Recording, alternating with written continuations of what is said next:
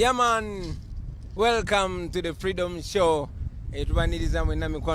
From wherever you are all over the world, and we hope you're going to enjoy this. Yeah, lero tugambe muziki katubaku benga tuli far away from the land. With me is my brother Nubian Lee. Yeah, my brother Aziz Azion. Yes, blessed love. It's always good to do music with you, bro. Panange, we are doing this as a freedom show, but we don't like to, sing so formal twina kusiba matayo kogera ku bitufu no naffe ba muziki tsobola okudeno nga tukuba muziki gwaffe nga tugonyumirwa kyokka nga twogera ku nsonga enkulu entuufu. We hope you all enjoy the show. We hope nobody gets offended because all we bring to you is love. Now this song is called Ebibuzo Bingi Naye Answer Ntono. Sound the vibe.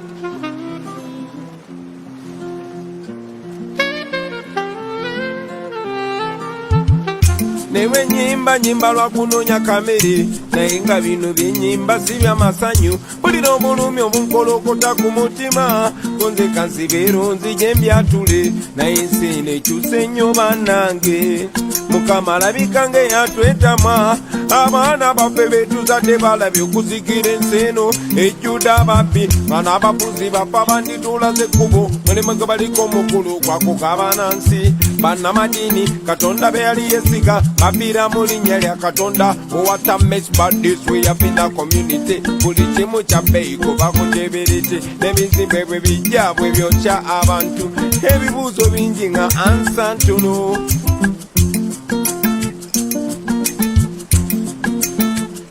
what a mess but this we have in a COVID-19 buli kimu kya bbeeyi kuba kuteberete n'abalwadde bwe bajja bwe bamala ne babulawo wulira nga wakende noyitirako mu kibuga abakola ennyo bafuna katono ate mu bulumi abakola ekitono be bafuna ekinene wai nange kyenebuuza munnange bakimbimbi kati be bawasa abawala bato abavubuka bato ne bawasa abakadde ne weebuuza ensonyi zadawo ennaku zino nange kyenebuuza munnange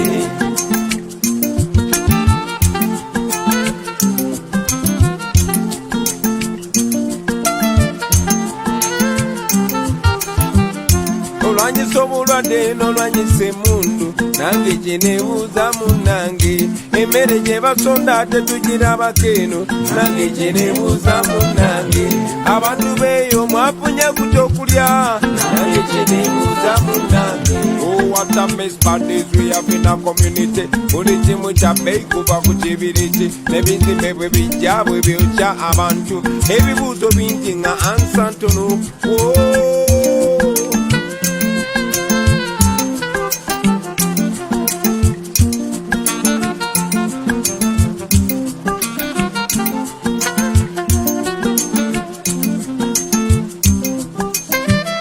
Zenyimba lwa kunonya kamere naye nga bino byenyimba si bya masanyu obulumi bunkolokota mutima gwange konzeka nesooleyo mbyatule naye ensi nekyuse nnyo bannange n'abasoma abatagana nga batasoma ensi nekyuse nnyo bannange abalina lupiya nabo tuzibasanga ensi nekyuse nnyo bannange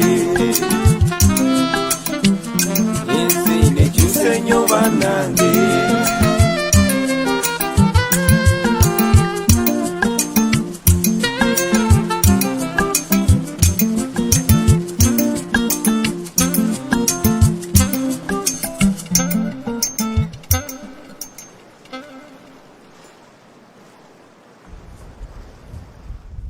Wow. Beautiful vibes. Yeah, welcome to the cruise katugenda kusanga bachali bafeyo ku One Love Beach tugenda kusinkana nayo mikwano gyaffe naye music is an art not a science. You see science yo yabagamba 1 + 1 = 2 from music tusobola no gamba 1 + 1 = 10. Yeah, we can make music anyway. It's a good vibe, but still we talk about freedom we talk about what we must do as a country. Many times I meet my friends, fellow artists, and they say, "Mwana Bobi Wine going back to politics." Nengamba mwana, politics is not anything special. Politics is you. It is the decisions that are being made for you, whether not by you, but they're made for you. Atono COVID-19 wadenga chali kizibu naye tuyambye nnyo abantu baffe ne bajjukira ti bino bibakwatako tebikwata ku bantu balala kubanga aba batufuga bibasalawo naffe bitu affectinga fundamentally bi affectinga abaana bo balidde ki bi affectinga oba bagenze kusomero bate bagenzeeyo kati saawa zino tuli mu lockdown tosobola kunyonyola muntu relationship eri wakati wa COVID-19 ne curfew na yes kasita obudde buziba batandika bakuba ku bimigo nate nga twandibaddemu naffe ne tu contributinga ku bintu ebisalibwawo ku bukuffe tikati otaddewo curfew lwaki omutaddewo anyigirizaani otaddewo lockdown lwaki ogitaddewo enyigirizaani eyambani ogadde arcade ate n'ogulawo zi malls njawulo eriki ogobya ababoda mu city ate nga n'abataxi ate waliwo ababaasi zigambibwa nti waliwo nannyini wazo lwaki bisaliddwa bitya ne tubanga ensi yaffe nga abakufuga batya okusalawo ebintuntu kubanga bijja ku affectinga. So we use music to communicate all this, and we are not the first. Fela Kuti, Christopher Sebaduka, Miriam Makeba, Ochegera Boy Wange, Balake Dube, Bob Marley. Generally, I want to they used music to communicate, because Bob Marley say when music hit, you don't feel no pain. I take at your favor artist. Kirabika fe tusigaddeyo kati okuyamba ensi yaffe kuba kati abantu abagira matayibu boogera amazima bagamba yo politics oyagala kwesimbawo naye gwe artist bweyogera ekintu ekituufu bajja kifuna mu love. So mukozese music wammwe mwana okwogera ekituufu. It's a pleasure hanging out with fellow artists. Era naffe twagala tubayimbiremu kana kayimba bakayita situka tutambule. Nawe joli situka tutambule. Dance the vibe.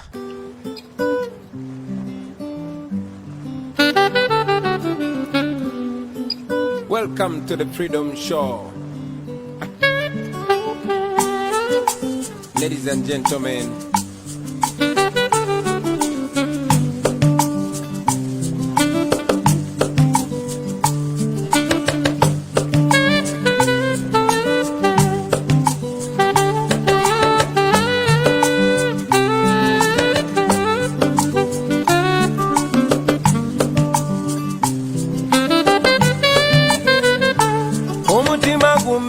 naye nga temanyi munywanyi nawe kukumenyese abantu eyo gye mpitira bayongobedde bye basuubiranga byawukana ku bye balaba ate abalala bo ne babyetama banyigirizibwa ne babulako gye baloopa baabuwe negye wandibadde olombera kibeera kizibu okufunayo obwenkanya kugamba tosigala wansi ensi bwe kusuula situkawo mangu tutambule munsi teri kyangu lugendo luwanvu situka tugende mu maaso situka tutambule embeera emalamu amaanyi naye topowa tugende topowa tutambule luwanvu bwe tulemerako tutuuka imuka tutambule embeera emalamu amaanyi temupowa tugende topowa tutambule lugendo luwanvu.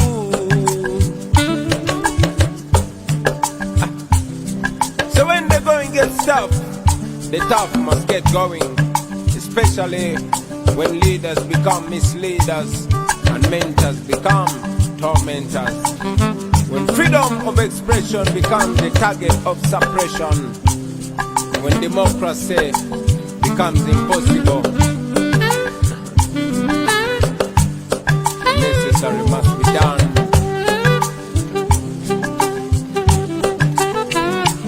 Emyaka gibadde mingi n'okunyigirizibwa nakwera kubadde kungi boyi n'essuubi libadde lingi nga tusuubira nti oba embere nakyuka mu wakiri tekati kyenzudde enkyukakyuka gyoyo yamunange eri mu mikono gyo mwennyini kubanga oyo gw'olina omwessuubi amazima naye alirina mu gwesebo kale gwe buli bwona okwayimuka otambulirewo ebisoto byekubireko mu kkubo gwe buli wonoogwa n'olaga nti ogwamu amaanyi balabira ku gwe abalala obugobe bw'oyitamu naffe bwe tuyitamu naye tulemerako paka lwe tunaamalako omuliro gutwakiramu gusinga gwe tuyitamu gwe buli woogwa kuba kuyimuka ngale yimuka embeera emalamu amaanyi naye tobowa tugende tobowa tutambule tuluwanvu bwe tulemerako tutuuka boyimuka tutambule embeera emalamu amaanyi temubowa tugende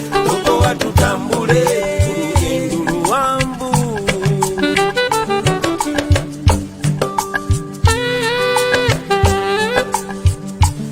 Ladies and gentlemen, Joseph Sachs.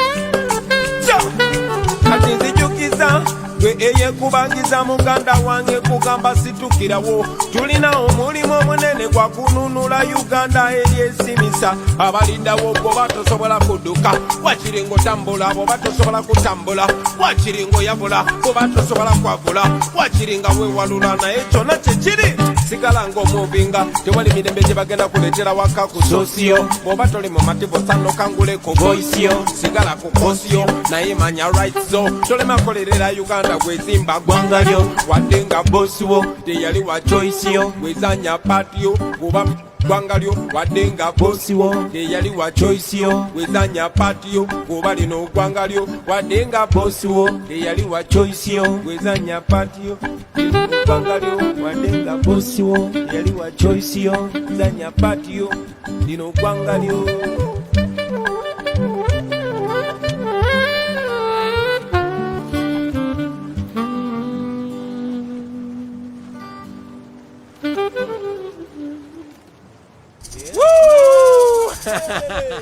Omanyi mwana Bob Marley yagamba omuziki ne bwe gukuba gutya tuyinza wulira bulumi. So it's a beautiful thing. We celebrate music on Lake Narubale, our beautiful lake. Named it Victoria. This is Lake Narubale. We are in a generation that is bringing back what belongs to us. First of all, our freedom, our identity, and in fact, let me take this opportunity, Nubian, to advocate for the restoration of the original names of our natural futures. Imagine such a beautiful lake, the biggest freshwater body in the world. It is ours because it belongs to our grandfathers. We are born here, and then you name it Victoria. No, sir. This is Lake Narubale. And the same should happen to the roads. There's no way we should continue using names, Makinon Drive, Maction Falls. That is Kabalega Falls. And there was even a dare to rename it. Anyway, that's a conversation for another day. We should just be proud that we have a beautiful country, Uganda. Tunensi eyakabi wano osule kijanjalo no gende bibyo no komawe emyezi ebiri maso no jawe ekyokulya nolya. So it's beautiful. However, he who is given so much is expected to him. Or I mean from him or her. Katonda tuwene nsi akabi nnyo Uganda naye ate sometimes ofuna ekyakabi ne kifuka blessing oba curse. It is our responsibility to make sure Uganda is a blessing to us. Like we always say, we twogera ku bino ebintu twogera ku nze oba ku Nubiani oba ku Jose oba ku Azizi. No, everybody, all of us, not just the artists. As long as you are Ugandan, it is your responsibility. So when we send this message, we send it to Uganda. We call out on Uganda. Nubiani mwana soko beko kyo bagamba bano ba people. Sagala balowooze nti nze mbamba gamba binozeka. Alali. Anti-proud Ugandans. Yes, truly sir. Proud of Uganda. Yeah, This is our country. Teri wakawalala. Naye kimu kyenjagala okutegeeza bannayuganda tulina okumanya nti politics are governing buli part of your life. Nti yes, politics is in your livelihood. Day to day life. Nti sukali gwogula politics yasalawo. Transport gosasula mu taxi politics yasalawo. Rent gosasula landlord wo politics yasalawo. So fena bannayuganda okwagala eggwanga lyaffe tulina okukyusa obukulembeze bw'eggwanga lyaffe ne tuteekawo abakulembeze abalumirirwa eggwanga lyabwe, abakulembeze abaagala eggwanga lyabwe. Mukirabye mweno time ya corona, singa ddala abantu abatukulembera baali balumirirwa Munnayuganda. Kirungi kati mukiraye nti politics yasalawo buli kimu. Tuli waka kubanga bakulembeze betwalonda bwe batyo bebasazeewo. So abo bemulonze bebasalirawo ffe kati tulina okwebereramu nga tuteekayo abo abantu abasobola otubeereramu abalumirira Uganda. So bannayuganda tuzuukuke tutandike okunyiiga omuntu kasa akola ebikyamu abeere accountable to us kubanga ba leaders balina kubeera ba servant baffe. So leader yenayina avaayo n'agamba nti is not serving you, eyo sign twandibadde twasituka dda ne tugamba okay okoze ekyokola kati twagala abo abajja okuwuliriza ffe abajja okusavinga abantu bannayuganda. So bannayuganda twebereremu tuzuukuke tunyiige. Tulina okuyiga okunyiiga obulungi bwaffe, humbleness yaffe, kindness yaffe, bano abakulembeze gye batwalanga weakness yaffe. Buli we balaba nga tuli easy nga bayisa buli kimu kye baagala nga bayisa nga babba buli kimu kye baagala kubanga ffe tubeera easy tusirika tetwagala buvuyo. Naye ke kaseera tulabire ku bantu abalala tusituke nga bannayuganda tudemandinge for better kubanga Uganda is an endowed country esobola otulabirira. We have everything. Kitegera etulabirira nga bannayuganda. Tetwetaaga genda mu nsi za bweru buli kimu ekiri wano singa abakulembeze baali bafaayo okulaba nti no bakolerera munnayuganda kulaba nga abeera ku top. It's not about individuals, it's about Uganda. It's about all of us. Kati nobya nfe tusobola okweyagalira kwene ennyanja batunulira naye bwe bagahabwe tunakwata Bobi Wine nobya ne baleke bakole ebintu bye baveewo ene ennyanja mwana abavubi bajjano ne babakuba amasasi abantu ba bulijjo and yet tulina oginyumirwa ffenna tolina kubeera Bobi Wine oginyumirwa. Waliwo olinga jajjamu ekigulira amagala eddiba. So let's love Uganda. Kana kayimba bakayita Uganda. Dance the vibe.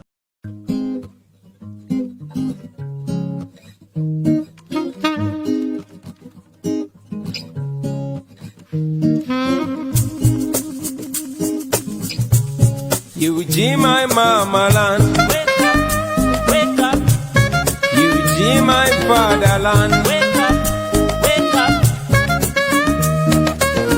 Well, it was 9th of October 1962 when our nation was born, beautiful and endowed with the promise of democracy, with unity in diversity, different tribes, different religions, but coming together to form a nation that will make life better for the future generations.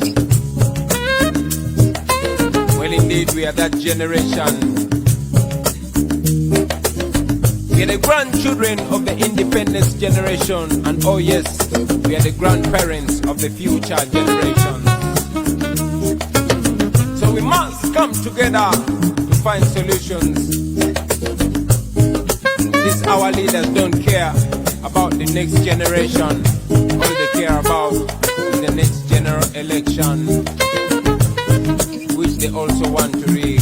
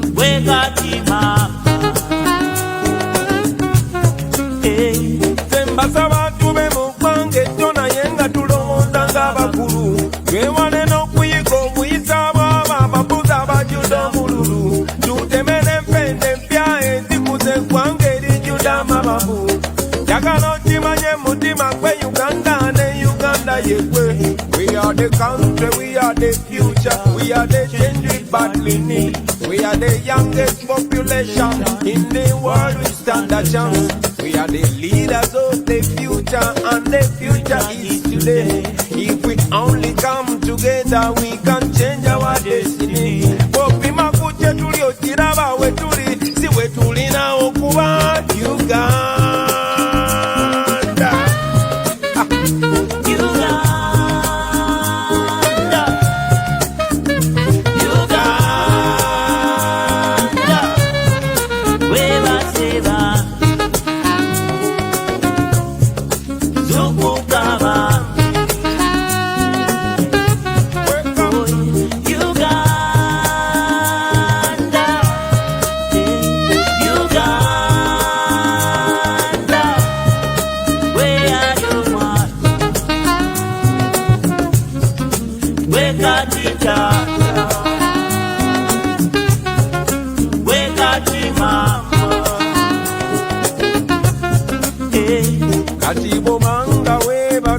tusaba lero sisimuka tuligambe ekyatekwanga twakiraba nti kiki kyemwakola eyali omuto oluli abuse ng'emyaka giyize kati yeffe emiti emito kuba olabe nga twejuna gwe muti omuto oyikuba olabe nga wejuna saba wenjigire mu bikolwa byolaba naawe ebinyula ensiyo oleme byakunda kumbali kuloba ensi ng'ewaba ogiraba oleme nakuba walayise eddembe yo terigulwa bunusu yagala okimanye mutima betuta yeffe be basingawo okutya Uganda.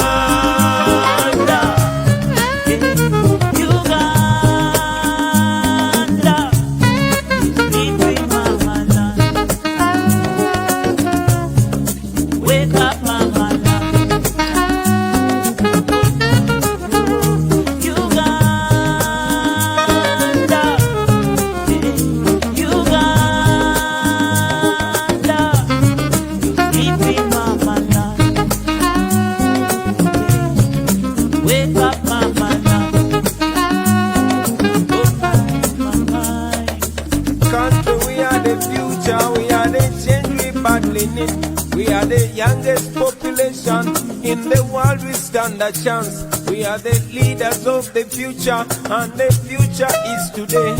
If we only come together, we can change our destiny.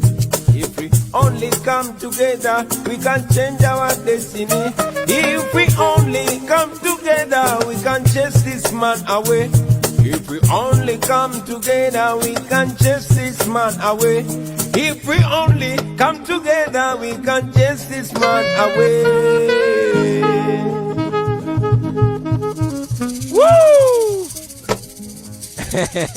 Atenga vyaddala. Yes, man. If we come together, we can change the course of history. We can change our destiny. We can change the way people look at us. Once upon a time, we used to laugh at people who came from Zaire, which was known as Zaire then, Congo, under Mobutu. We would laugh at them and say, man, I cannot imagine somebody ruling over me. In fact, misruling over me for 20 years. What? No way. Ngatugamba mu Uganda tekisoboka. Well, it has been 35 years, yo. 34 years and counting. Plus. It's coming to 35 years. And the same dictator is ruling over you, is ruling over me. Okay? So it is important that you wake up. It is important that we wake up and say the necessary. Ensonga yokalo akigolola tasobola kusanga gwe nyama yalwo nakuba engoomi is kubanga amanyi nti waliwo answer, waliwo ekijjo mukwata naye. Otherwise twandibadde nga abamanyi be balya. Kati tulina okujjawo ekyo nti omuntu ayina emmundu asobola okuba omuntu emboko zonna zayagala. Tiwa LDU bamwadde emmundu asobola okukola kyonna kyayagala. Tibali abakwate emmundu balina no aba bakwate emmundu ffe tulina bafuga. Ffe abasasula omusolo ayina kukuuma gwe ng'era mumulaba ne muloopayo mwe bakasitoma okitegeera kye ŋŋamba. Yensi gye twagala baganda bange. Yensi gye tulina okubeeramu. Tetulina kubeera mu nsi nga tuli shy, nga tetuli confident. So enjoy this show, but you know, this is going to be more of a conversation as we sail. This is a freedom show, but we talked about these things and we sing about them to make sure those who don't listen to the talk, at least they can listen to the music. What kind of Uganda do we want to build? We want a Uganda that makes all of us equal. Zenawe nga tuli equal under the law. When we do something good, we are rewarded.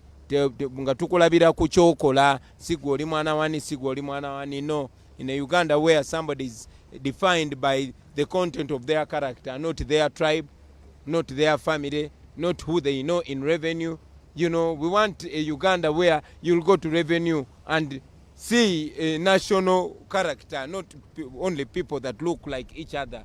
You know, we want a Uganda where you look at the police and the army and all, you know, government institutions where people don't look like each other. Because even here on the boat, Muganda is a Monobi, Oli Mugisu, Oli Musoga. I mean, that is Uganda. That was the deal in 1962. This nation should give equal opportunity. Banadiope, Bani Bonabona never got. But now, man, there shouldn't be that rampant tribalism like we see. Banji tebagala chogera kona mwana ze jabyogerako. Kubanga ze style yange yakuba bulira mullo. Kubikuba mutoch. No bikuba mutoch. Rasta said something, man. Sakala mberenga ze njogera ze. Yeah man. Ngaye mulinde omukulembeze wa Gambie. Tuyigo okulaba nga ensi yaffe ebeera ng'ensi ez'endala ze twegomba okubeeramu. Ku by'obugagga bye tulina mu nsi eno twandibadde nga tuli ku level nti abantu abava mu nsi endala bandibadde bava mu nsi endala ne bajja ne bakuba ebyeyo wano gaffe tuli balangira tuli bakabaka balangira kubanga we come from the Pearl of Africa. Wano buli kimu ekitandikira ti byonna we should be living as kings and queens mu Uganda. Tuleke kubeera ba slaves. Naye currently batufuula ba slave tuli okuservinga just ka group kamu ak'abantu ab'omukwano n'abafamily ab'Oluganda nti bo baasalawo okufuula Uganda faamu yaabwe. Tulina okuvamu eyo mu mbeera twebereremo. Ate okiraba Rasta. Yeah, man. People see and understand what we're talking about.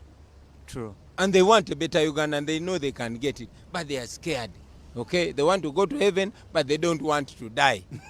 They want to become physically fit, but they don't want the pain of the gym. So if you want to get what you've never gotten, you must do what you've never done.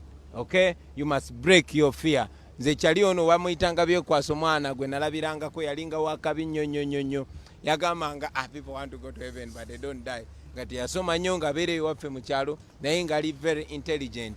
Era manyi nti waliyo babyekwaso all over there. Muyigirize abaana ba ghetto. You never know you're inspiring the next leader. So dance that tune, Rasta.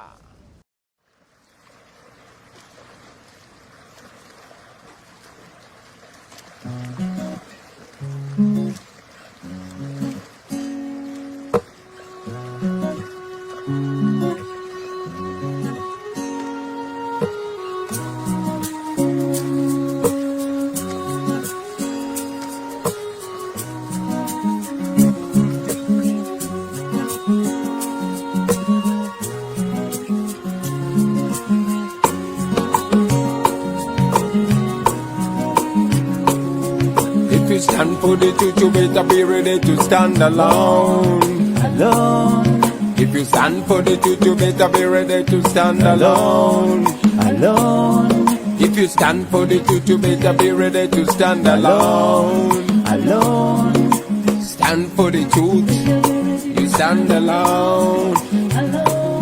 Ewaffe gye nakulira mu kyalo wabangayo omusajja yalinanga sente nkumu byekwaso yali wakabimu kanoni nga lwalabikako bayita wamu nefiye naye gekinewunyiza ku sente ze yali alina byekwaso yali tapo wa musite nga n'oluusi bafire bwe bakyala yabakwata ku mukono n'abaleetako mu geto era nze okuva mu buto nayagala nnyo bwe nkulame nga byekwaso n'olumuze namusalako ne mwebuuziza nayo kikola otya byekwakyo yaŋŋamba bw'olikulobere nga nze sente z'olifuna zireme kufuula muntu mulala.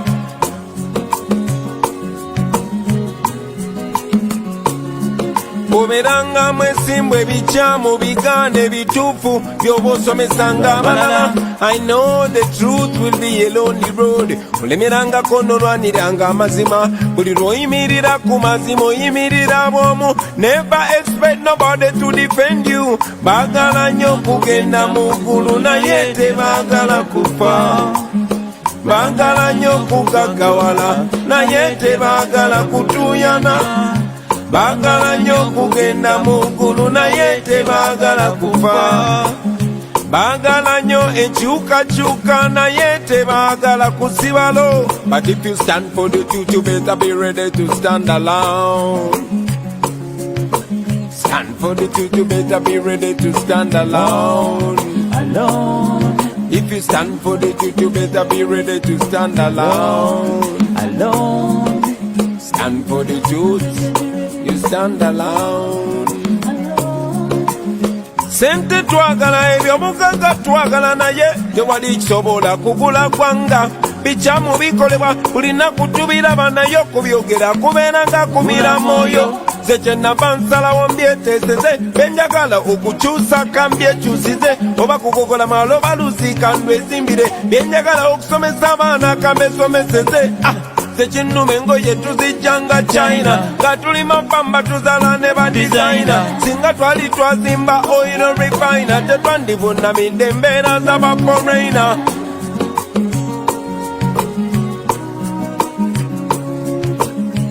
wabula oli buli wakufula beeka ajja ne mu makago nakukolera amateeka twagala nnyo okugenda mu ggulu naye tetwagala kufa twagala nnyo kugagawala naye tetwagala kutuuyana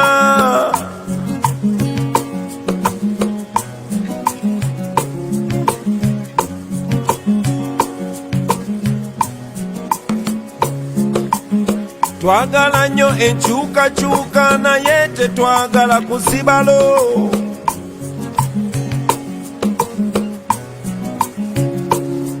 If you stand for the truth, you better be ready to stand alone. If you stand for the truth, be ready to stand alone. If you stand for the truth, you better be ready to stand alone. As if you stand for the truth, you better be ready to stand. Last verse. Kati nze mba waggulu nga mbagamba nti Uganda ebisinga byavunda gwe bwoba nekyokkirirrizaamu kiyimirirangako bw'omu nga bw'oli gwe era bw'otankuula ng'olutalo nga weesize mukwano gwo mba nkusaasidde ebo abatujubisa ate ne batulabisa kale osaana obeegendereze kati amazima ga mutima gwo gulwa ggwanga lyo Timako na mwana wo era nze tata yangamba labirira famire y'omukyala n'abaana bo manye nti banja bakuwagira but if you stand for the truth you better be ready to stand alone. If you stand for the truth you better be ready to stand alone.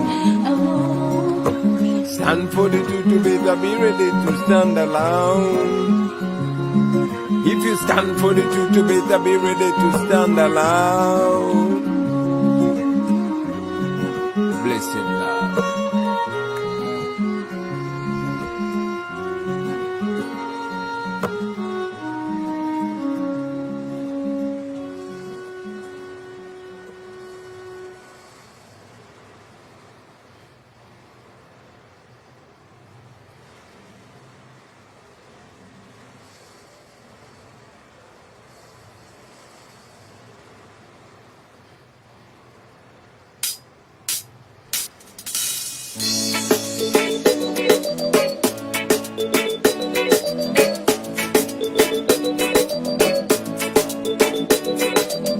Well, it down, no love is in the air.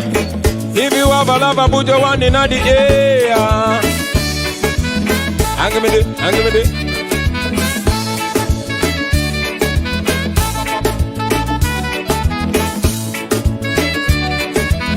Hang with it, hang with it. Polandero, nakuru. Put it up. Okuvalulirwe nakulabako nakirabirawo byolina kubeera wange nebyenzize ndaba nze gye mubuzeko kati nkikakasa nti nina kubeera nawe naye mpulira bulungi leero bino tobinje bituukiridde leero walayi mpulira bulungi leero mpulira ng'obulamu obutandise leero okuva ku luli nga kugamba nyabo omutima gwange wamenyake sagala mutima gwange guzanya tefu njagala omago njagala leero mbulire ate bw'obanga ompenna ntwalo nyanjule okukakasa kankukube embaga era bwe bambaga tugiteeke busabala obasibule embeeko balage yakaweta osambe ng'oningolinga omuwendule kankwagaza effujjo gwe kiruma mpabire ne anemono bagisome mu mawulire wanyinga bampaana be bangi nayise bwe mpaanayo mukwe mazima waŋŋondeza ensi kwagala nnyo n'okusinga gwe wotiraba kankwankale bona kibalube omutima gwange nkuwadde baby your love is 1 in a million omukwano gwo tegusingayo buwogo naye mpulira bulungi leero bino tobinje bituukiridde leero walayi mpulira bulungi leero mpulira ng'obulamu obutandise leero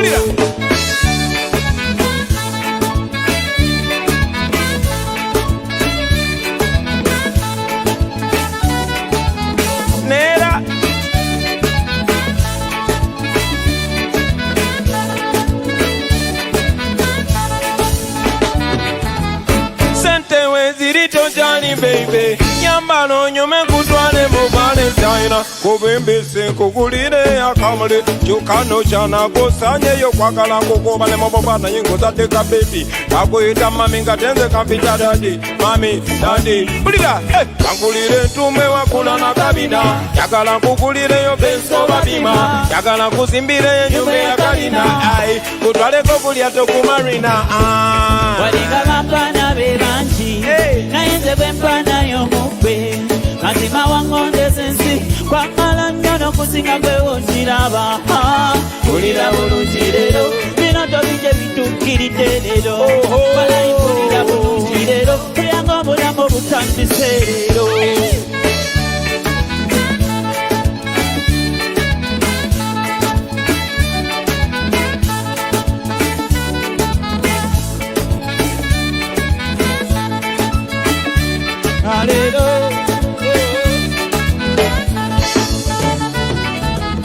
Sente wezirito jani baby. Yambalo nyume kutwale mu Valentine.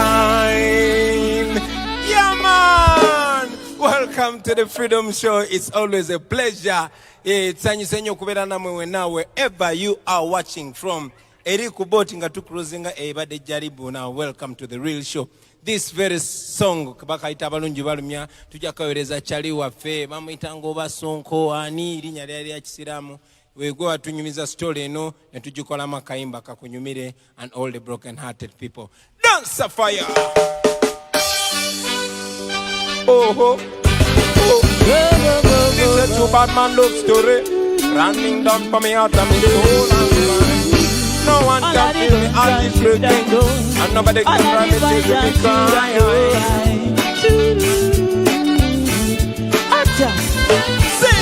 Mazima nzute kituufu ekiri mu mukwano omukwano gunyuma gye gukoma okunyuma gye gukoma okukula boy golo omukwano guluma gyokoma okwagala omuntu n'omwewa mazima abalungi malumya n'omwesiga nd'omwagala nd'omutima n'ogumumalirako abalungi bayiwa mazima ogenda n'osangawo omuntu n'omwagala nga mazima nye takulinako takulago mweddaalo gwamu amaanyi owulire sekomye kati nze nange yali wano mutima gwange gujjudde ebimundu mmwe bitagambika nze nakaaba nadaada najula n'okunywa obutwa banange era bweruma. Yes you may don't believe me when a bad man swear if I get to have a love of day my memories will never die cause my love for you will never end. Yes you may don't believe me when a bad man swear if I run into have a love affair my memories will never die cause my love for you will never end.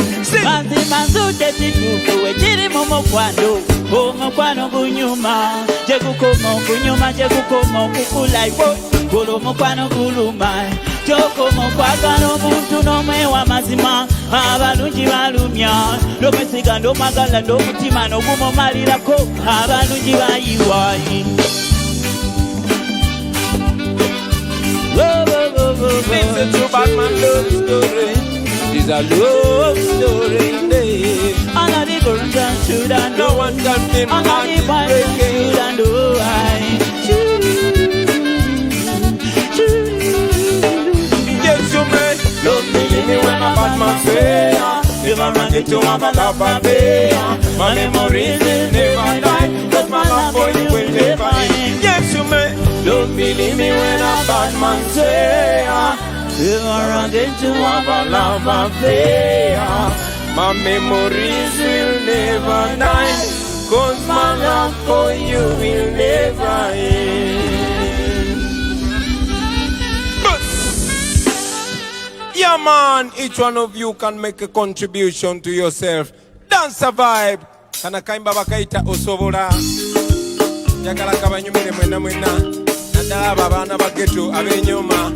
Okubanga bakuzala mu katanga obuzalibwa mu kyalo. Bino tandika okwezala wa mwana ngoloza tosobola. No way. Me is a ghetto youth too. But I'm right here.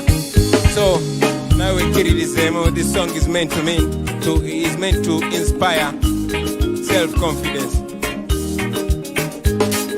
All man, remember that everything you believe you can achieve, man. If you work hard enough with discipline Aye, balabe bangi mu bulamu abatoba bamune bagwamu amaanyi ne bakita naye leero kambabuuse amazima olemerako munange omalako ffe kati twasalawo kulumba nalo nga twesiga Mukama Katonda kuba ne Dawudi yanyiga Goliath nga yeesiga Mukama Katonda. Wadinga embeera ekayo osobola kusaba togwamu nsuubi osobola manya Mukama wali osobola embeera yonna wadinga entiisa nyingi osobola nga Mukama wali osobola kati togwamu maanyi osobola mu mbeera yonna. Kula w'amaaso tunule kubaawo zibirize ensi egenda songa za ggwanga munje okumanya kwe kuyamba abalala ebikunyiga bibinyiga tubikwase maanyi ebyo twebeereremu tetupowa tukyuse embeera eno naye nga osobola okukyusa embeera wadde nga olowooza otuze ku kisenge osobola okulabako ebyo bye waloota n'obitukako in your lifetime kasitokola n'amaanyi n'olemerako ebirala bikwase Katonda. Jjukira abalemerako be bamalako enjogero eyo yaffe kubadda wadde ng'embeera enkayi kugaba togwamu nsuubi saba manyi osobola embeera yonna wadde entiisa nyingi osobola nga Mukama wali osobola kati togwamu maanyi osobola mu mbeera yenna.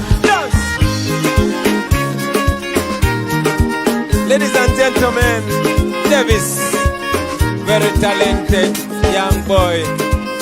I apologize for calling you a young boy, but your talent is too big for your size, man. Give me that vibe, Davis.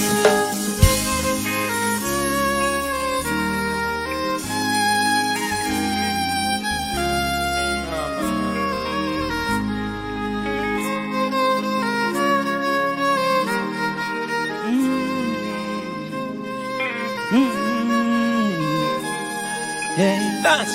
Abadde bakulimba Sobola abawoza tolumba Sobola Katonda talimba Sobola manya ye dipenda Sobola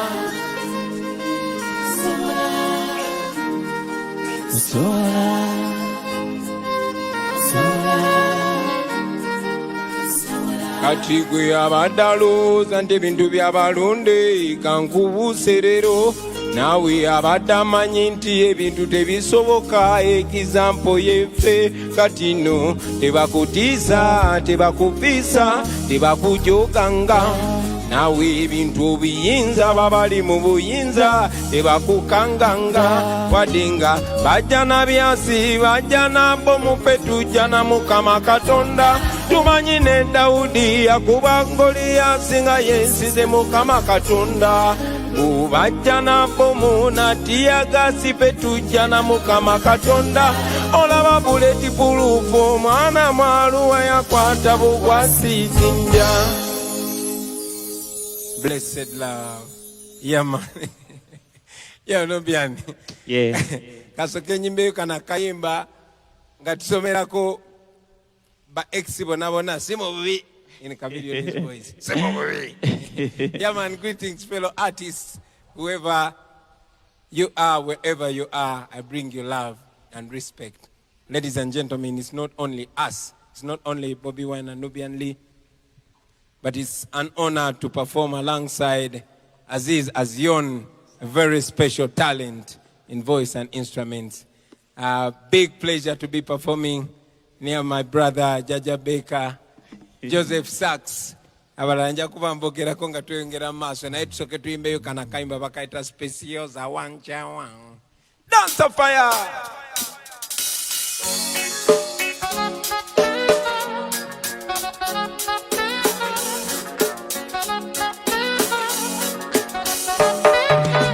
Joseph Sachs yokozotya akokofu yasikemba demmanye naye kokafuye katukagendereko kubanga guno gwenkubye sigwa mulembe gwa luli guno gulimu olu Facebook live balina ebiwala matwe bitiba bitya nga kobigendako bubi obeera wakutya ulira anyumiza omuwala gwe nayagala yabeeranga kamocha mu community bamuyita sipesi yozanataba naye nayagala sipenzini siribira bakyalomo nanjabulira nenegayirira sipenga tabiwulira kakuma bibi mpukamite olondaba ebyange byenabiwedde mumwoyo nga nze nazikidde yaŋŋamba don't worry just past the feeling sipesi yozawancawa naye mubyaddala olinganga eyanyamba singa walite wanchawa kandisobode fona mokaza na nzimba sipesi yoza wanchawa naye moka katonda mogolonze wanyamba singa walite wanchawa kandisobode fona mokaza na nzimba naddamu kumulaba ka eyali sipe tosobola kumutegera meka nyini teyetegera ewajajayibomo kimumba seryeri wansi yenasembayo musanga mwana muwala yayiga nokonya karanga tuli ne batayi bange tuli muswaka tunywana byaffe tuteredde yekazi zazimbidde akudde nidde bisebo oluna yakalidde ondowooza ngalaba musana konze gundire katongo babikadde emusomera kuva ku bya jimi bwe yanjagalira nga tukyanga nekyaga bamumpisangako mu shoti pajero nembonabona ekigonga kalira piro nenkoga nga sikyalya wadde naŋŋamba don't worry just past the feeling sipesi yoza wanchawa nalinganga eyanyamba singa walite sipesi yoza wanchawa naye moka katonda mugulu nga wanyimba singa walite wanchawa zandisobode kola kulya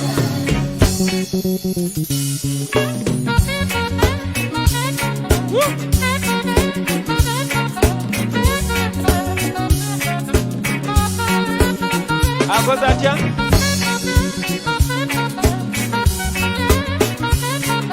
ye mama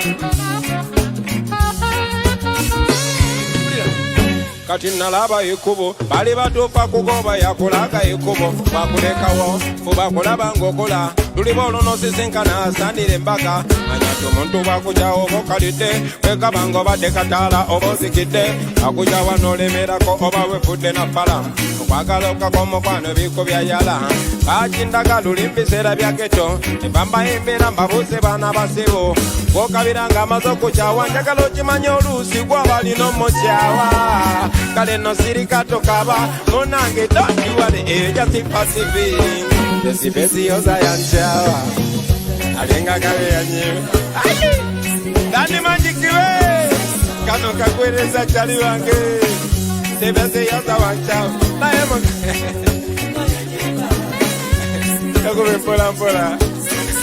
Yeah man, I want to dedicate this song. Keep the vibe going to Sadan Magic. I did Nyumia Mao, Murihaso, Dan Magic, and I can't take over Manyaga Bachali out. Nanganga man, Abachali Bank Bajakuruza. Ovachi. But now don't look at me as an MP, look at me as an artist. Because Kuanga Pepper artist, we make a satire out of everything. That's what makes Chris Ogon funny. That's what makes Spire funny. That's what pushes the very noble message far and wide. What would you say? So kadimwe bachali banga bali eyo. Mumanya mazima. Yeah. For example, I know have memories. Atwimira one togere ekituufu. Fena ne bachali bange bonna bonna betwali mu Fire Base Army. Neba artist bannange bonna bonna naye lwakuba ebiseera ebimu bo bamanyi obbatemera ne bankyawa okuggyako omuziki gwereke gugende maaso now I'm an artist and this is heart to heart. So ekituufu kyo kiba kituufu. The truth is the truth. You might buy it, you might beat it, you might kick it, you might lock it in a jail, you might pay people to speak otherwise, but at the end of the day, there it is, the truth. So, I want to dedicate this to the friends I lost because I stuck on the truth. Bachali bange mwanchawa naye nze kirabanga namwe abanyamba singa mwalite mwanchawa sandibadde freestyle. Bachali bange mwanchawa ubanga babatemera ne mumbuka singa mwalite mwanchawa sanditegede ndi namwe muli balaisi. Bachali bange mwanchawa olw'okugenda ku mazima ne mumbuka singa mwalite mwambwaka nandibesize mu byakabi ne muntunda ne fulufiga wanchawa naye muga Katonda mukulu nga wanyamba singa walinga tonchaye nandikwesize mu byakabi ne mumbuka ne basi kati wanchawa chali wange amazima nawe nontunda singa walinga tonchaye nandikwesize mu byakabi nonchi waliyo abalala bangi nnyo obambogereko naye I want to keep the friendship and you guys know that at the end of the day I love you and you love me, but because money and confidence, but you can have a harder breaking point as a generation, man. We must not lose each other to greed, okay? Naera nidamo kubalaba ndiddamu kubalaba nga eyali Bobi tosobola kumutegeera ne kanyini nga ndiddamu kubalaba nga eyali Bobi tosobola kumutegeera ne kanyini teyetegeera nga judde bicepe yafuuka na pulezidenti ng'eyali Kaguta wamwe bamuwangula alina eri mu kyalo nga bano nine bachali bange ba ede mutwe tuli wali tuterede nga tuli ne batayi bange ba director devi nga tuterede nga tuli ne bakawo bange banubiani entebe nga tuterede tuli ne batayi bange badani majiki entebe nga ali tuvimba ngabo babutse sipezi yoza wanchawa olinganga eyanimba ate no mwana watu si just ba muziki bibanchawa. Muhozi was my friend, Kaihura was my friend, Rukutana was my friend, even Museveni was my friend. Nene banchawo olw'okwogera mazima Kaihura wanchawa naye nga wakola bubi kuba nali kyaliwo ne Muhozi wanchawa naye gwenze nkirabanga eyanyamba singa walinga puro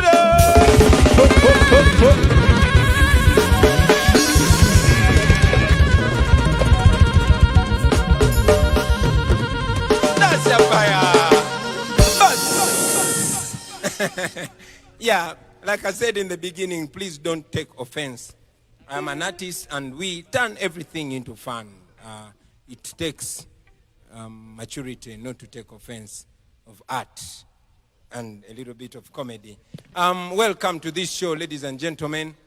We are here at One Love Beach in Busabala. Yeah, tufuna vibe yakabi, and this particular place is called Radio Corner. Mugenzi Moze Radio yasiga ke yo painti kuma injago yagalanga nnyo wano ekinewunyisa nti ba legend balina ebintu bibafaananya.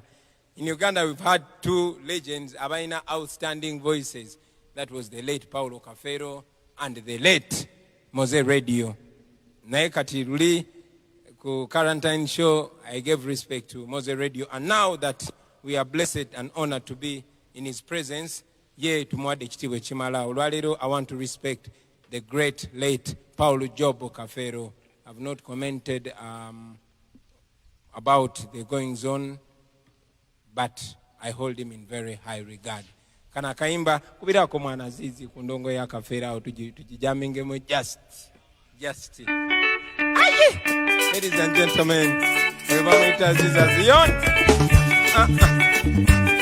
Woo!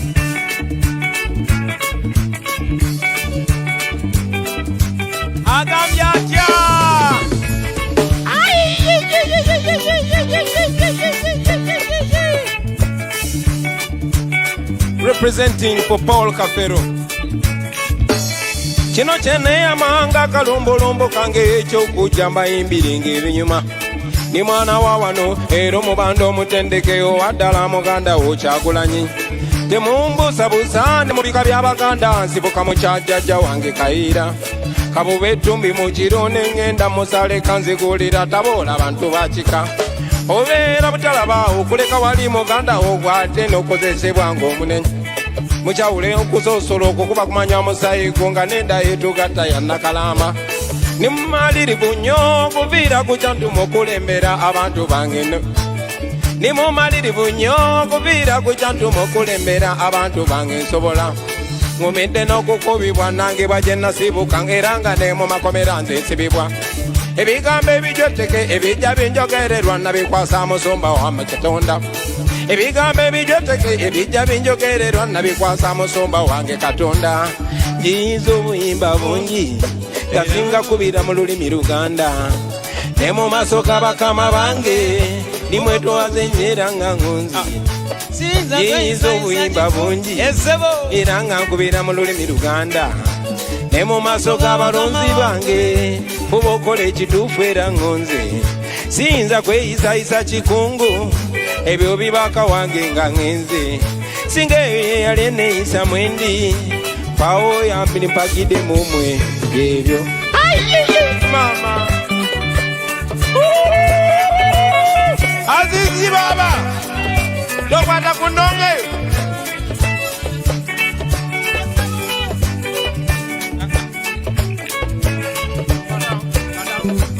nkubire padam padam padam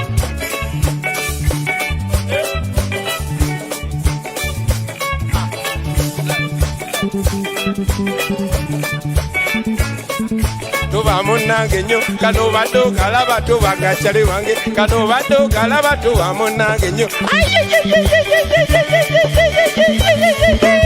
Kafero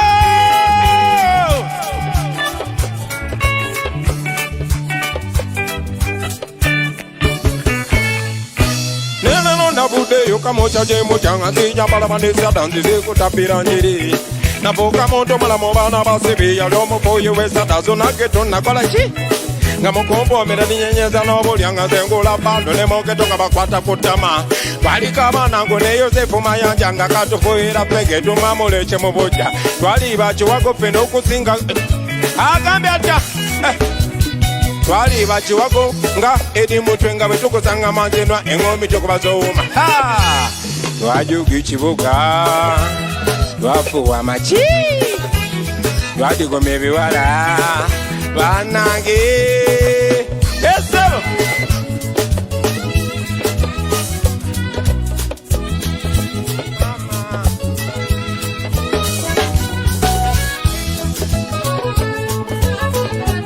kyalondiwe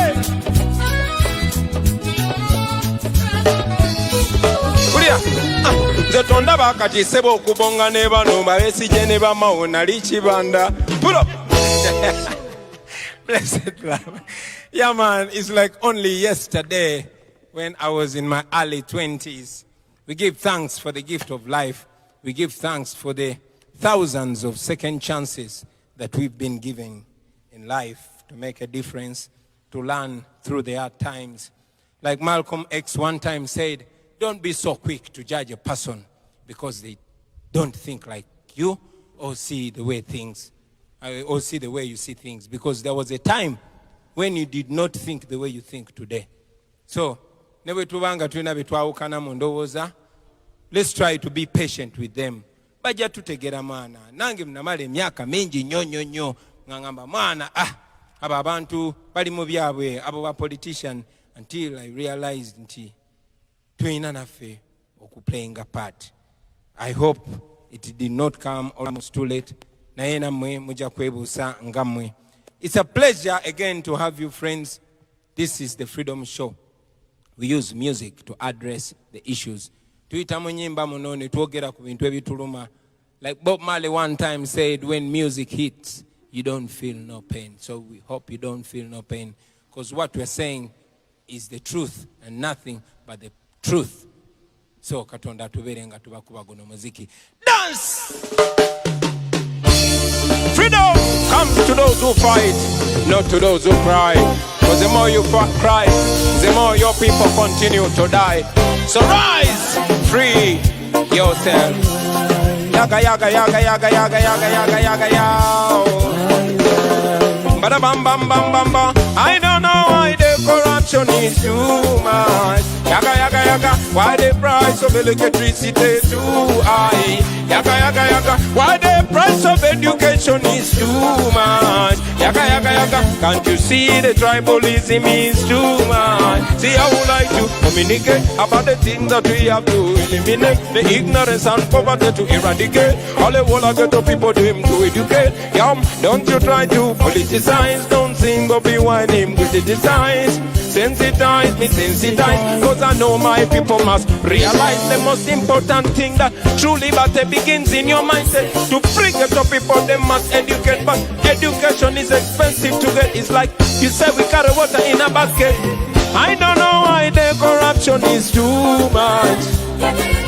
Why the price of electricity is too high? Why the price of education is too high? Can't you see the tribalism is too? Kemudao mwerimbe, kemudao mwerimbe, moza tukavabako. Kemudao mwerimbe, moza mulinda government bayambe. Temudao mwerimbe, mboko kanarale bayamba mwe. Temudao mwerimbe, akawanika ka COVID mubimanyi.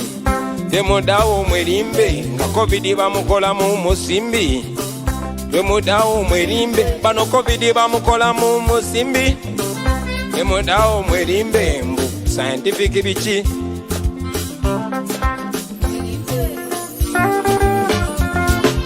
Mulikola muchanga bechanze, bano bana Uganda nga bakoye.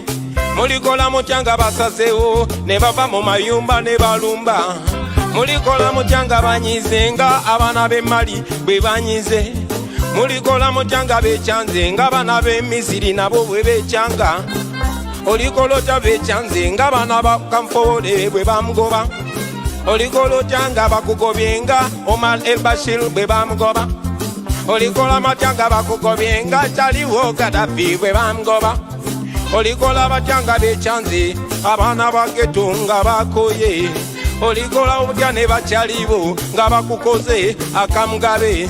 Olikola otanga bakoye abantu bonna bonna nga omuntu wa famire y'omusalo gw'omwezi tegumulisa kumala wiiki gw'omwezi. Akawunga kemugaba tosobola nakukawa nsolo. Emijanjalo byemugoba tosobola kubirisa mwanawo. Amata gemugaba namwe mugalaba.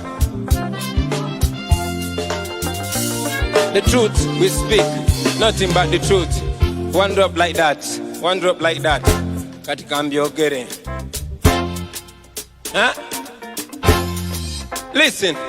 Bwemutuba mu masomero fizi tusasira zimu, naye emirimu gibera gy'abalondefu. Abavubuka baffe betingigwe mulimu. Mwagala ekibuga, zi akedi ne muzisiba, zimola omwana wattu ne muzireka. Omunaku yanyigibwa mu COVID, omugaga nga mwete bimukwatako. Emotoka eza gavumenti, abantu bammwe be bazivuga. Emirimu gya gavumenti era abantu bammwe be bagirina. Ebifo mu polisi, abantu bammwe be bagirina. Ebifo mu magye nabyo abantu bammwe be babirina. Esente za COVID siraba bwe zirongoosa mu malwaliro. Tell them. Are you feeling?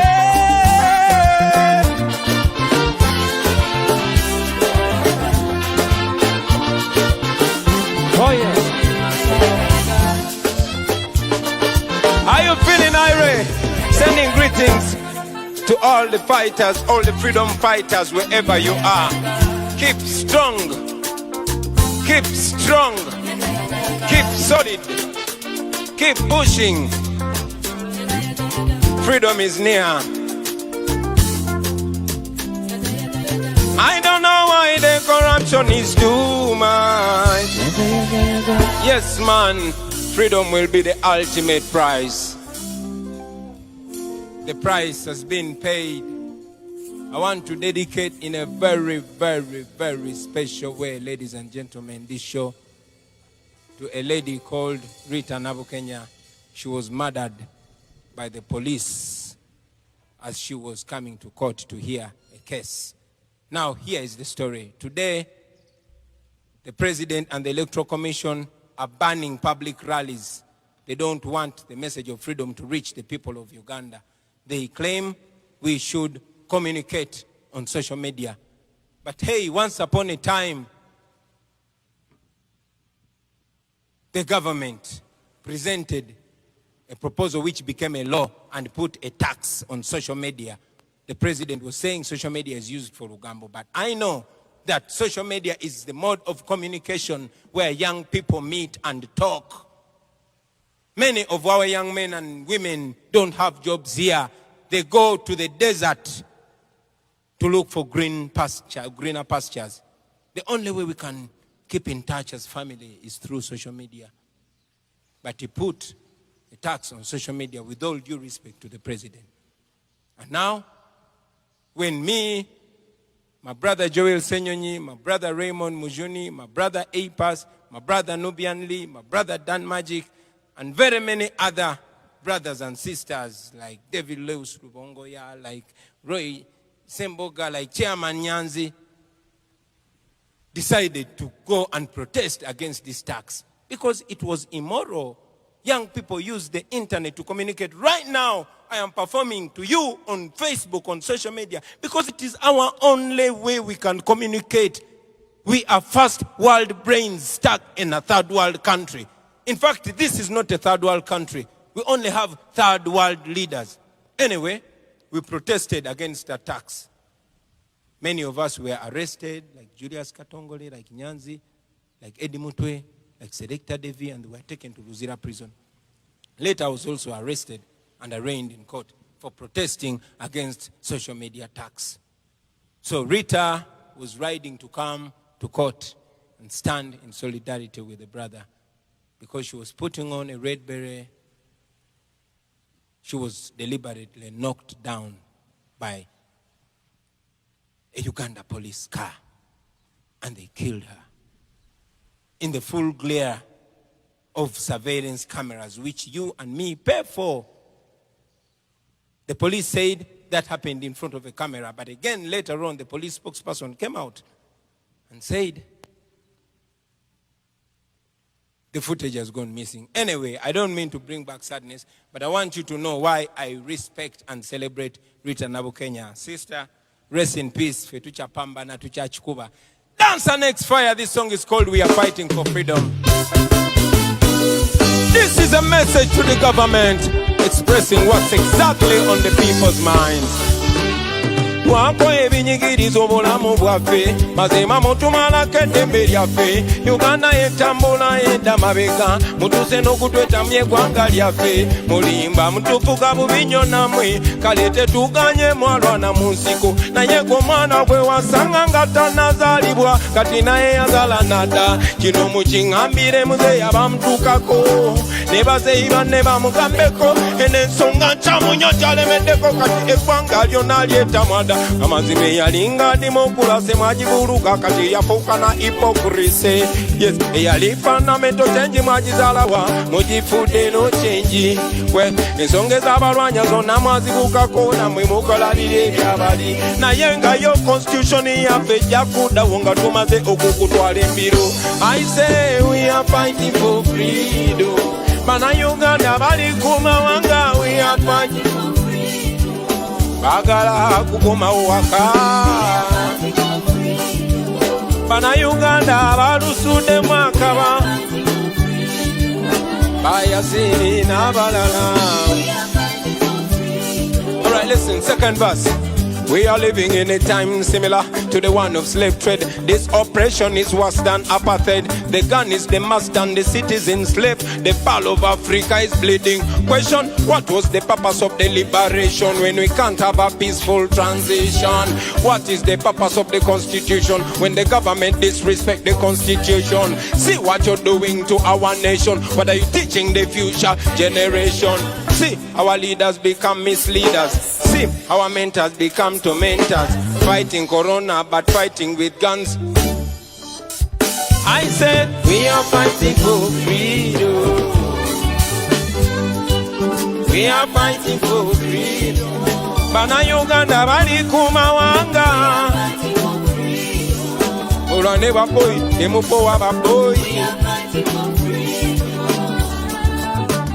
Freedom means that everybody is identified by the content of their character, not by their second name, not by their tribe or religion. Freedom means that even if we don't think the same, you don't have a right to beat me.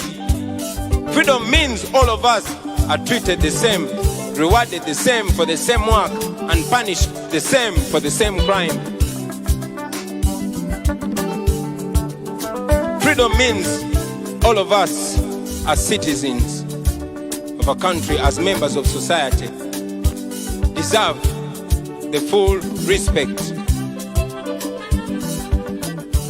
So, in brief, what we are fighting for is not just positions. All we want is the same. And this happens to all freedom fighters all over. We might differ in strategies or techniques or approaches, but our ultimate goal is the same: complete freedom, complete justice, and complete equality. And that we are going to get. Kalino okununula eggwanga kituuka katako abaana ba Uganda fina. Ziramu nti okununula eggwanga mulimu gwaffe abaana ba Uganda fina. Era manya nti bw'otunuulira ebikyamu n'osirikireyo oliddemu ensi olukwe.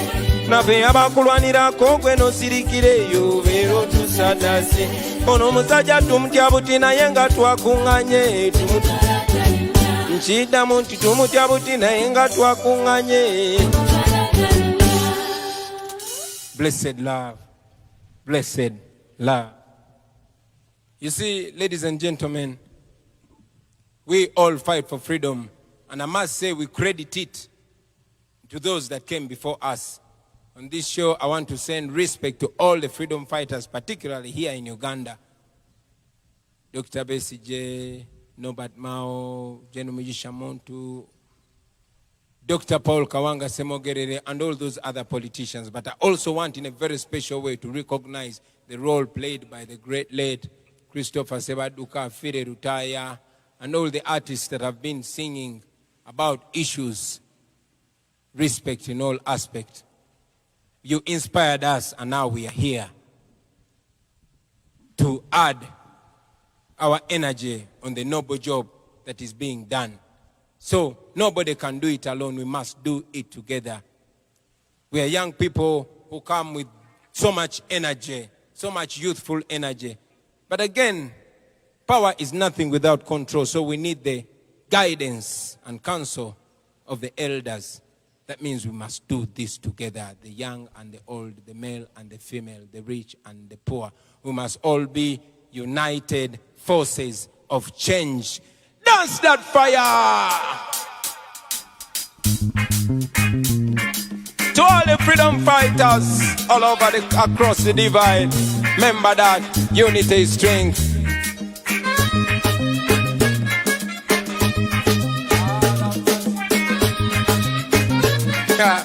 Ladies and gentlemen, Joseph Sass, once more. Lord of mercy. Okay, how about you? United forces of change. The only way we're gonna get a liberation. United forces of change. The all of us must come together as one. United forces of change. Say all of us come together as one. United forces of change. All of us must come. Listen. Our people complaining night and day. They wonder why we continue to live this way. But I know that things can change someday, if we really want them to change anyway. Uganda land of abundance, but Ugandans living in deficiency. The leaders want life presidency. We must abandon that silly tendency. Uganda rich but Ugandans poor, because the leaders them drunk on power. They run nation like family affair. The citizens suffer but they don't care.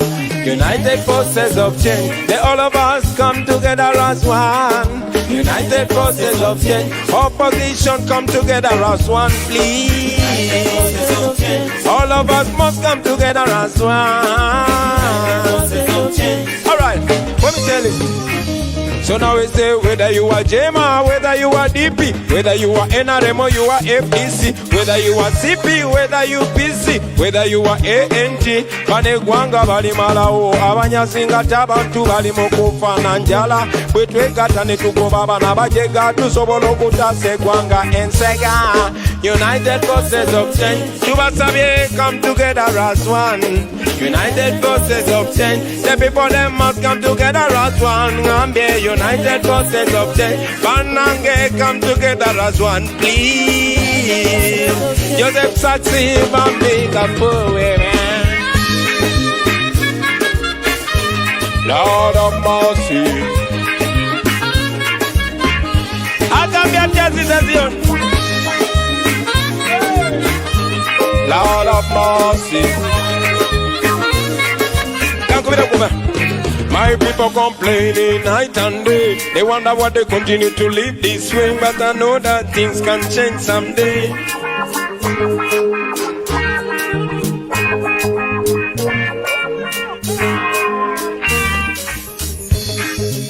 Where the best? Where the best? Go ahead, Bessie. I can be a chef.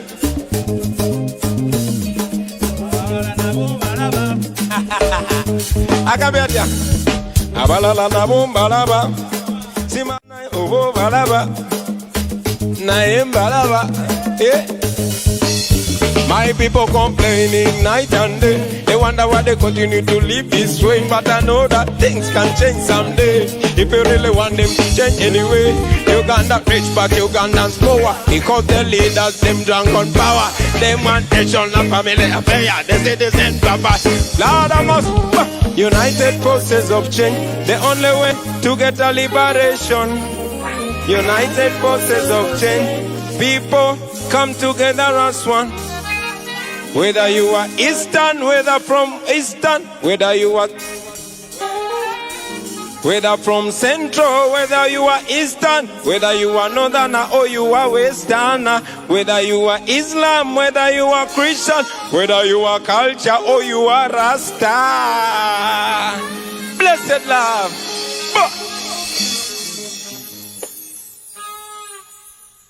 Yeah, man.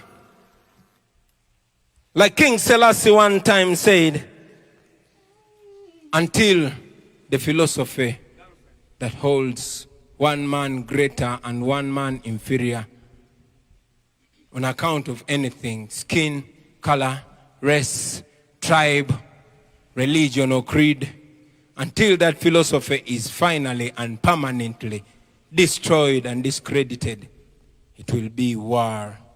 We might not fight violently, but we shall fight to the end.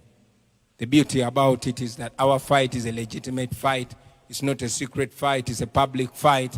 It's not a violent fight, it's a peaceful fight. Because the people are fighting against are violent. And we know that violence cannot stop violence, only peace can do that. Darkness cannot drive out darkness, only light can do that. And like Dr. King say, hate cannot stop hate, only love can do that. Twagala kola buli kimu tukolanga tukikola mu ddembe, tugenda mu kulonda okujja, njagala okozesa omukisa guno obasaba okubeera ab'eddembe. Mubeere baddembe naye nga temulinyirwa ku mutwe. Mubeere assertive muyimirirewo. 1 musewe eddembe naye nammwe mubanje eddembe kubanga muli baddembe. Buli kintu kyonna kyonna amateeka gaffe kyekoogerako gakuwa bw'eddembe nga gwe omuntu wa bulijjo.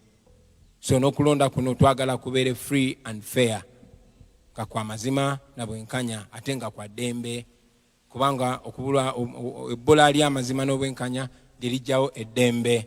You know, you cannot have peace unless when you have justice and honesty. So let us put the ingredients together that bring peace. Kana kayimba bakaita ddembe, njagala kabaweereza mwena mwena abaana abafunidde endagamuntu abagenda okwewandiisa, abagenda okulonda. Dance of fire!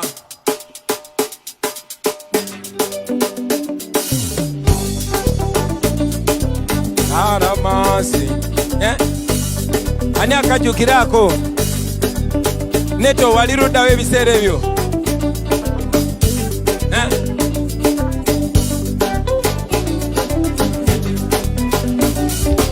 Abakubangana abalumangana abatemangana balaba bavumangana mu kifo ky'okulungamya kw'omuntu eyandibaddewo okulungamya abavubuka lwakiko bakulembera mu kukola obutabanguko. Bino byonna beera ntidde nnyo okulwana mu bavubuka kususe nnyo abakulembeze kibaswaza nnyo. Kale abavubuka nze nsaba tukole bwe tuti okulonda kubeere kwa ddembe n'obuyinza bubeere bwa ddembe ne muzeeyi apowe mu ddembe.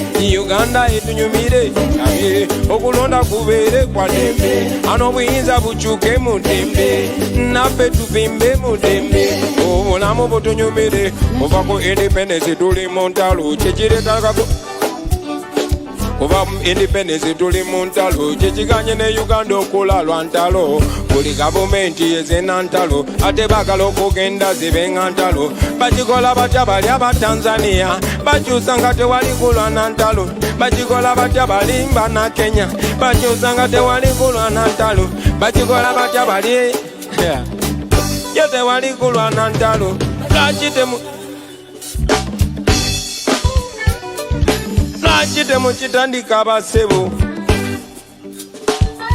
abakulembeze okulwa mu ntebe kyekireetera Uganda okuvuga. Muzeeyi Museveni okulwa mu ntebe. One drop. This is unfiltered. One drop.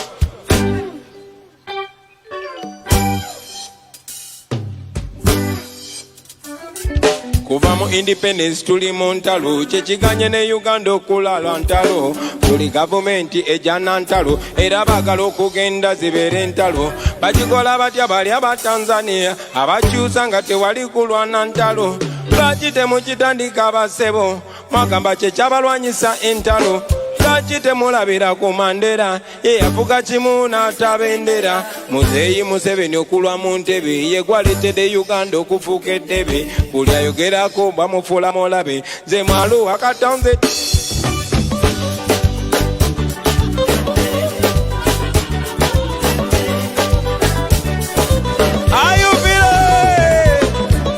Kati okulonda kubeere kwa ddembe n'obuyinza bukyuke mu ddembe banange tufuuke baddembe. Uganda etunyumire nsabye okulonda kubeere kwa ddembe n'obuyinza bukyuke mu ddembe banange tubeere baddembe. Wando kano ge mazima gali agakawa abasinga bagatyanyawo. Ano ge mazima gali agakawa gwatana kimanya kati nkubuusa boy obanga odala oyagala Uganda ne mu bikolwa okiraganga. Tuzimba omusingi guyambe Uganda n'abaana baffe kwe balirabira bamanye ky'omuntu okugenda mu buyinza tekikyetagisa kuyiwa musaayi. Bamanye ky'omuntu okukuuma obuyinza tekimwetagisa kucunya banne. Bamanye ky'omuntu okukuuma obuyinza tekiteegeza. Bamanye ky'abantu beesimbawo abantu ne balondako abantu beesimbawo amateeka bwe gabagamba ne mwami byabakama. Kana kayimba kakunyumire ne bakyali bo bonna nammwe kabanyumire.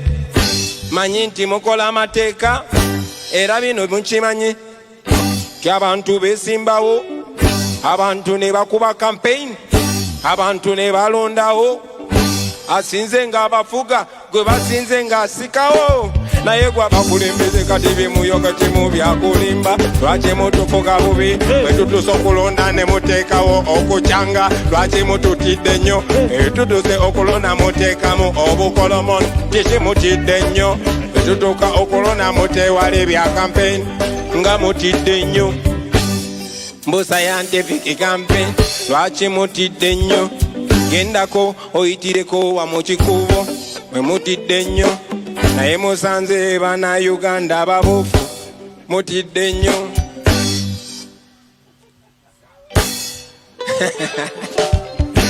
okulonda kubeere kwa ddembe obuyinza bukyuke mu ddembe muzeeyi agende mu ddembe Uganda etunyumire esabye okulonda kubeere kwa ddembe obuyinza bukyuke mu ddembe bana Uganda tubeere ba ddembe.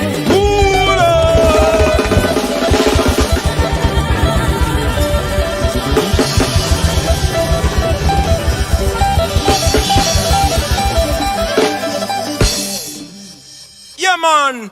Frantz Fanon say, every generation must identify and discover their calling and either betray it or pursue it. This is the time. And like Yoweri Museveni said in the 1980s, that if a government has closed out all means of peaceful change, what do? The question comes back now, 40 years later. Remember that, every youth in Uganda. Bus!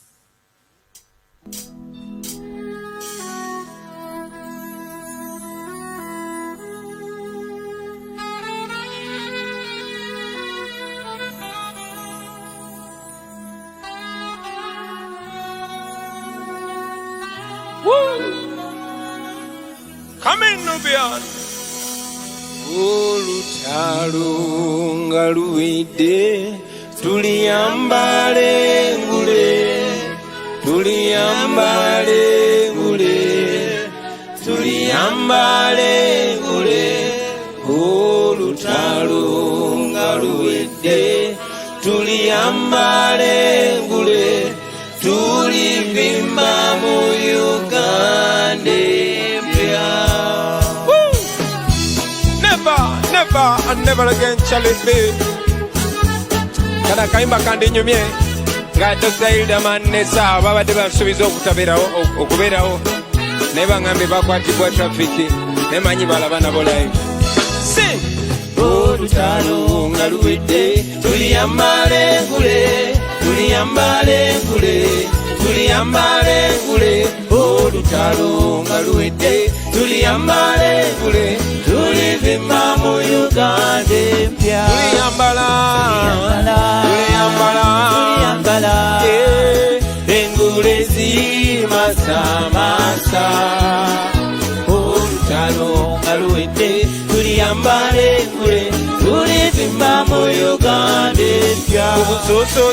Obusosoze nga buwedde tuliyambale engule n'enguzi nga ewedde tuliyambale engule n'ekibataka nga kiwedde tuliyambale engule tulivimba tuliyambala engule zimasamasa olutalo nga luwedde tuliyambale bano si be bayayi Manisuru wala watu patu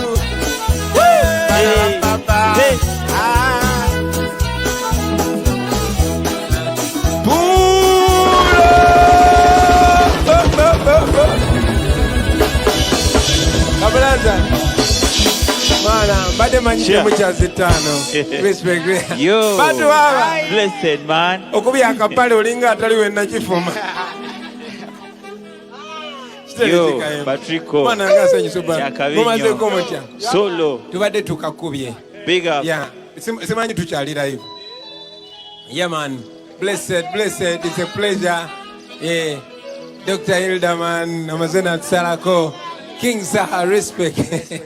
Mukulikeyo mana. Anti obudde mwana bututwala biki. Tubala tubade tukakubye na it's such a pleasure. Awe muyingiridde mongole mwenyini. Kayimba baba. Kati fika tumaloba kubalaka. Omudde wali mu mbati yamwe muguwome bwe baba. Come back again with a tune. Kadem. Bakadem buto. Yeah, man. Bwana muyingidde mu time. Dance.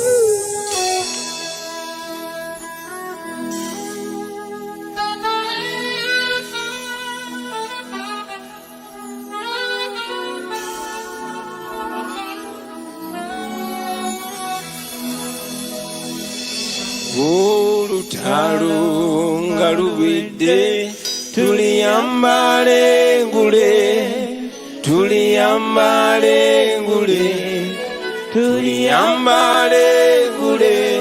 olutalo nga luwedde tuliyambale ngule tulivimba mu Uganda empya. Never and never again shall it be that this beautiful nation will continue to experience the oppression of one by another and bear the indignity of being the skunk of the world. Yaga. Olutalo nga luwedde Tuliyambale ngule olutalo nga luwedde tuliyambale ngule tulivimba mu Uganda empya. Tuliyambala engule zimasamasa olutalo nga luwedde tuliyambale ngule tulivimba mu Uganda empya. obusosoze nga buwedde tuliyambale ngule n'enguzi nga ewedde tuliyambale ngule n'ekibataka nga kiwedde tuliyambale ngule tulivimba mu Uganda empya. Otiyagasi nga wedde obwana kyemalira nga buwedde tuliyambale ngule obukeruzi nga bugeze tuliyambale tulivimba mu Uganda empya. Tuliyambala engule zimasamasa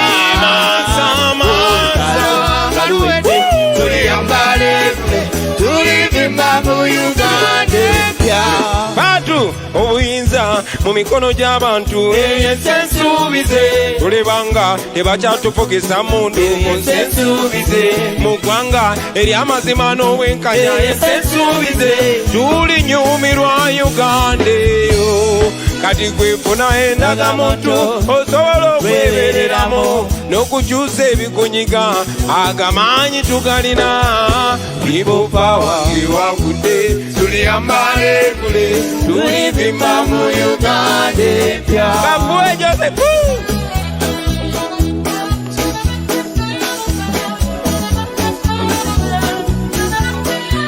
Ani ayimba basi ya Irene Ntale, ani ayimba ya Bugembe. Singta Omusolo nga gukendedde tuliyambale ngule abalimi nga tufunya akatale tuliyambale ngule wenga mu nsi olina eddembe tuliyambale ngule tulivimba mu Uganda empya. Tuliyambala engule zimasamasa nga luwedde tuliyambale ngule tulivimba mu Uganda empya.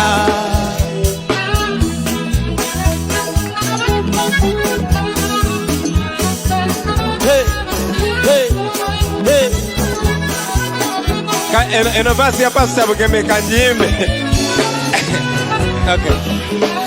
Mukozese mirembe temulwana Tuliyambale ngule bena tuli bana ba Luhanga tuliyambale ngule bana Uganda tuli ba Luganda tuliyambale ngule tulivimba mu Uganda empya. olutalo nga luwidde tuliyambale ngule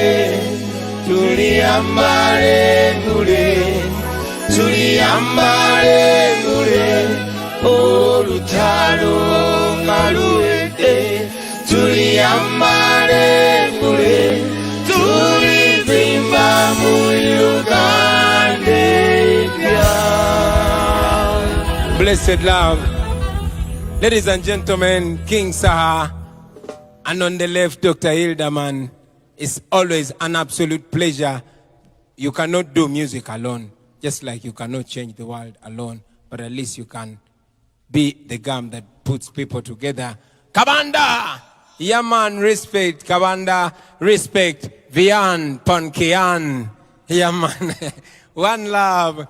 Yeah, man. Katindo Vinovio, you hear it sounding nice because in the sound we have both the top producers in this country. Ladies and gentlemen, we have Tony Hose in the Viuma, and we have Pademan in the Viuma.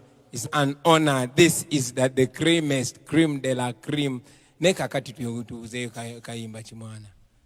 Akote kamara, tumazuba imbira kaimba. This seems like the climax of the Freedom Show. Blessed love. Make me continue with the show. Respect King Saha. One love, one love. Respect Dr. Hilderman. One love. All right, katika tukubongera ate. Start it!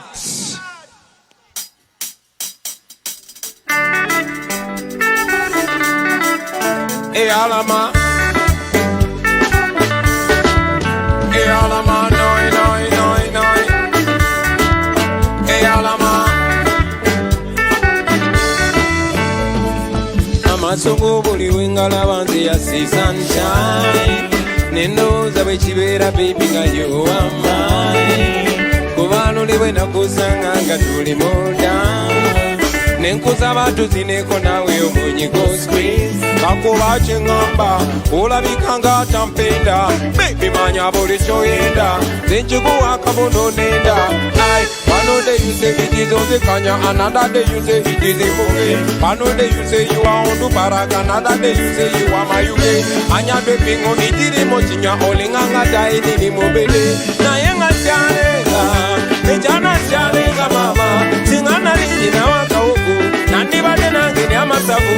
Kugame chalenga, chalenga mama. Singana lini na waka huku. Yezaba tolo vera kubana balala kubana kewete. Nezere moto wakwe mulisa nyona yenga wakawari. Wonda bonjere kabo fido mutini na ewa tumende. Papa trigo balaba papigo mnyama na ewa kawamba. Dolo mwa kwaneza sete. Namana na tumuga ngete. Obunu njibo uboza naze. Ono mana nyirira mpanze. Basika pulira nsanuka. Mabikola pulira poteza. Kama zoke kakumenyoni. Bow, bow, bow. Na yenga chalenga. Ejana chalenga mama. Singana linji na wako. Kandi bade nange nyamasa. Chalenga. Chalenga mama. Singana linji na wako. Kandi bade nange nyamasa.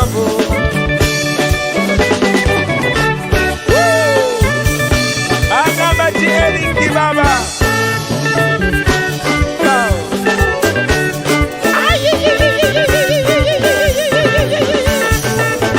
Nebola bando kopyange ya miraka sidi manjika mukwano. Nebole tazikule nazikatapira wano zote chamo. Nebole tapirole vyati ya gazi sepano nomana. Undu imano molonji kwesibide ya balalamba buse. Eranda ina muganyabo kujagade ya balalamba chaye. Yetuka, yetuke na ye kutute wange. Mama chalenga, chalenga mama. Singana linji na waka huku. Nandi bade nange nyama sabu. Chalenga, chalenga mama. Singana linji na waka huku. Nandi bade nange.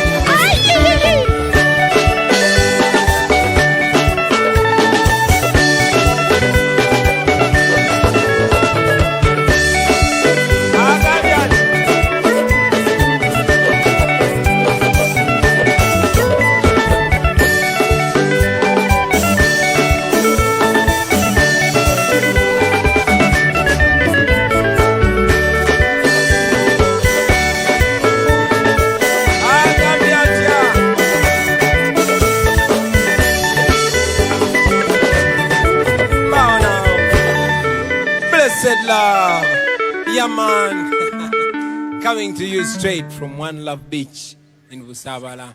Kana kaimba kasembayo njagala kawereza abachali bange betukoze nabo concert eno abatali maaso ga kamera abali emabega wa kamera betutayogerako naye nga batusupportingireyo mwena tukabaweereza nammwe bakyali baffe ababeerako ne mulaba concerts zino kyakabi nnyo. This is the only way we can communicate to you, but in a very special way. Era bakyali bange njagala kana kayimba tukabaale fena ba legend bonna tuli nabo, the legendary Tony Hose yali mu byuma awo emabega sebo ja kujja ogubaalemu yeah, Jaja Pade, the original Pade man, Michael Oma, Dan Magic, muje tugubale mumwa gutandike, start it.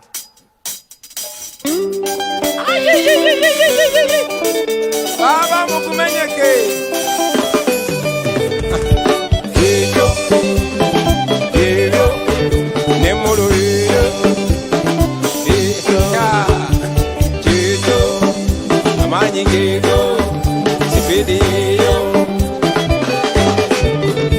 Babi tandika mpola mutandika wangu mulamu bwa mirigo Niyengo yogero jantimba moketo keno ito muntu Nitwaba twizo Come in Michael Uma.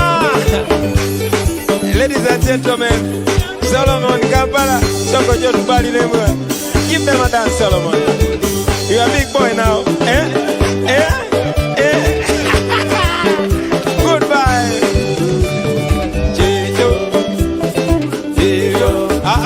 Taps ko kamera jangu ano taps ko kamera jangu lemo jangu na kamera yo amanyi tego sipidi yo agabyadia amanyi tego selector Devi give them a dance Devi yo amanyi mama yo manager John baby yo amanyi gego baby yo uria twami tandi kampona mutandi kwango bona mibwa mirigo iyengo yogero tindi mudongo no itumuntu chitwaba twesola yo netweyogera kongo bulumwe bwa mbiri abantu bakuwa basibwa nabandi basibwa naye tetwakuwa twakuma netukusa ensonga wenjogera ntyonayogera nozaga tyoziraba ensonga sukali gego nesimanyo batutongere amanyi Jaja Pade. Ladies and gentlemen, the legendary Pade man.